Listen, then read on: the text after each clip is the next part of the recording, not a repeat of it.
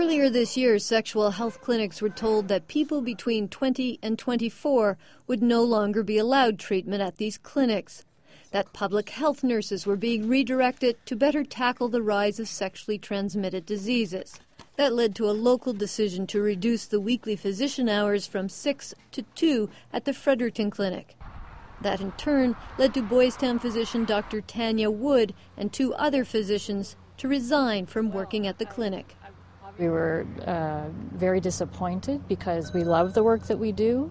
We believe that it's an important service to provide for the young people of New Brunswick, and we were very concerned about what was going to happen to them after this.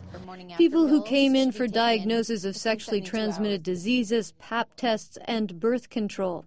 Wood says close to 300 files at the clinic are affected.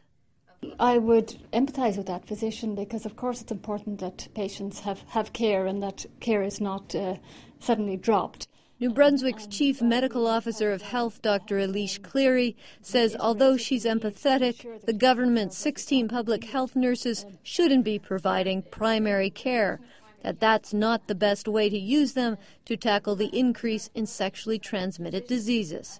It's important that public health resources are focused on preventing and containing the spread of sexually transmitted infection.